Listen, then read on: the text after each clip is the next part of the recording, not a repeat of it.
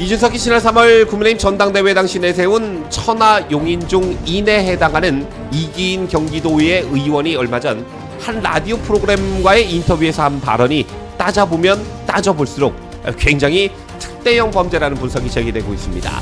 이기인은 당시 사실상 대통령실의 불법 선거 개입에 대해 언급했었는데 이 발언이 얼마나 큰 심각성을 갖고 있는 발언인지 이기인의 거짓말 가능성과 함께 분석해봅니다.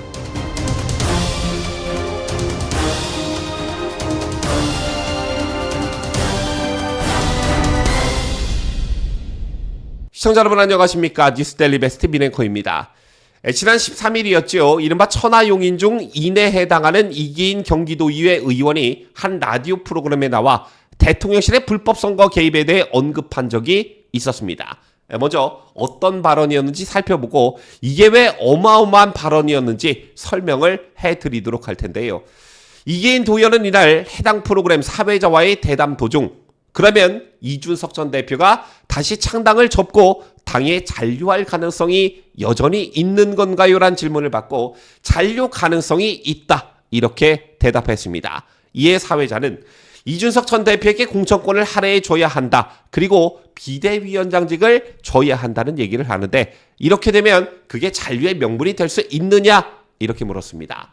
그러자 이기인 도의원은 실제 제가 알기로는 대표한테 여러 경로로 그런 제안을 한 것으로 알고 있다 이렇게 답했습니다. 이 같은 이기인 도의원의 충격적인 주장에 사회자가 다시 대통령실이냐라고 묻자 이기인 도의원은 용산 대통령실 내지는 국민의힘 지도부의 측근이나 주변인을 통해 이런 제안이 있었던 걸로 알고 있다 이렇게 주장했다가 자신의 발언이 향후 문제가 될 것이라는 것을 직감했는지 근데 라고 하면서 말을 돌렸습니다. 자, 이기인의 이날 발언은 수많은 언론을 통해 전파가 됐고 그날 가장 큰 이슈가 된 그런 뉴스가 됐습니다. 이준석 신당 얘기가 현실화되고 있는 상황에서 대통령실이나 집권여당인 국민의힘 쪽에서 이준석에게 비대위원장직을 제안하고 공천권을 제안했다는 것인데 이게 어찌 빅뉴스가 아닐 수 있겠습니까? 그런데 문제는 이기인 도의원의 주장이 사실이라면 공무원인 대통령실 인사가 국민의힘의 공직 후보자 추천권을 마치 쥐락펴락할 수 있는 것처럼 이준석과의 뒷거래에 이용하려 했다는 얘기가 되는 것입니다. 다시 말해 이기인의 주장이 정말 사실이라면 대통령의 인사의 공천권 비대위원장직 제안은 특대형 범죄라고 할 수 있는 것인데요. 아시다시피 공무원의 총선 개입은 불법이기 때문입니다. 특히 우리 법은 이걸 아주 엄격하게 다루고 있는데 노무현의 탄핵을 야기했던 것도 결국엔 여당을 지지하는 발언을 했기 때문이었고 2016년 당시 청와대가 소위 친박 후보들의 유불리를 확인하는 여론조사를 하고 선거 전략을 기획했다는 등의 공천 개입 논란으로 박근혜 대통령이 유죄 판결을 받기도 했습니다.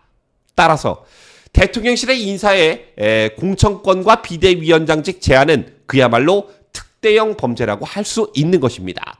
그런데 이기인 도의원의 이날 발언은 어딘가 모르게 수상한 부분이 많았습니다.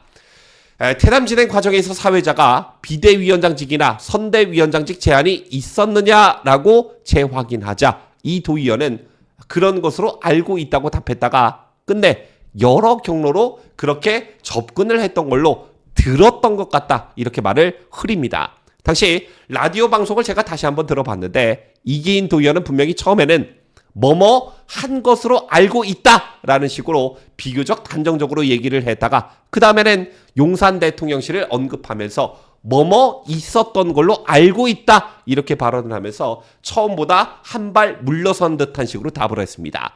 그러다가 마침내 뭐뭐 했던 것으로 들었던 것 같다 이렇게 불분명한 답을 내놨는데요.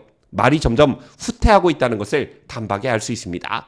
따라서 이게 실제 있었던 일인지 아니면 이기인 본인이 꾸며낸 이야기인지 이것부터 의심이 간다는 것이고요. 두 번째, 아시다시피 현재 이준석은 물론 천하용인을 비롯한 이른바 친 이준석계들은 틈만 나면 대통령이나 대통령실을 헐뜯고 비난하는데 열을 올리고 있습니다. 이런 상황에서 윤석열 대통령과 정치적으로 그 누구보다 적대적 관계에 있는 이준석과 정치적 운명 공동체 관계에 있는 이기인 도의원은 왜 방송에 나와 그런 얘기를 하기 전에 수사기관에 고발을 할 생각을 하지 않았을까요?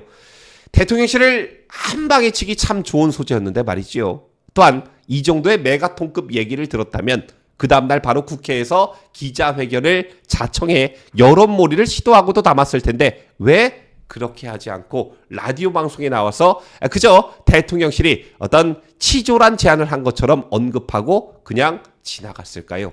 자, 모든 게 의문투성입니다. 어쨌든 이기인이 나중에 말끝을 흐렸다고 해도 이기인은 전 국민이 청취할 수 있는 방송 프로그램에 나와서 공공연하게 대통령실을 언급하며 공천권 제한이 있었다는 취지로 이야기를 했습니다. 이게 보통 문제라는 것인데요. 그리고 여기서 또 한 가지 이준석의 반응입니다. 이기인 노위원이 충격적인 주장을 한 그날 이준석은 자신의 페이스북 글을 통해 이뇨한 위원장이 직접 저에게 중책을 맡기겠다는 등의 말을 쏟아내고 있다 보니 그런 맥락에서 이기인 의원이 자신이 접한 내용들을 언론 인터뷰상에서 이야기한 것으로 보인다며 저에게 지금까지 책임 있는 위치에 있는 사람이 직접 연락한 바도 없고 저도 어떤 요구도 한 적도 없다. 이렇게 밝혔습니다. 사태가 범상치 않음을 직감한 이준석이 발을 뺀 것인지 아니면 진짜 몰라서 그런 건지는 모르겠으나 결국 이준석의 말에 따르면 이기인 도의원이 들었다는 또는 알고 있다는 대통령실 공천권 제안은 최소한 당사자인 이준석에게조차 확인도 하지 않고 방송에 나와 엄청난 주장을 스스럼 없이 던진 것입니다. 그렇다면 둘 중 하나겠지요. 이기인이 없는 말을 지어냈거나 실제 그런 일이 있었거나 이 두 가지 가능성입니다. 따라서 이 사건은 그냥 넘어갈 사건이 아니라 이기인이 직접 나서 어떻게 자신이 이 내용을 알게 됐는지 또 누구한테 들었는지 실제 그런 제안을 했다는 대통령실 인사는 누구인지 명명백백히 밝혀야 합니다. 또 자신이 있다면 이준석이든 이기인이 직접 하든 아니면 이준석 지지단체가 고발하든 이게 진짜라면 어디 한번 그렇게 해보라는 겁니다. 반대로 대통령실도 심각한 명예훼손을 당했으니 그런 말을 한 이기인을 허위사실 유포에 의한 명예훼손으로 진위 여부를 꼭 가려야 한다고 생각합니다. 그리고 수사 결과 대통령실 인사가 실제 이준석에게 그런 제안을 했다면 공직선거법 위반에 따라 엄중히 처벌을 받고 반대로 이기인이 없는 얘기를 지어낸 것이라면 당 윤리위치에서는 물론 법적 처벌을 받아야 한다. 저는 이렇게 생각합니다. 지금까지 저는 자유대한민국을 소화하는 뉴스데일리 베스트 민앵커였습니다.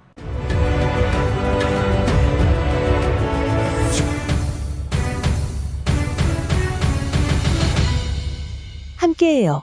뉴스데일리 베스트.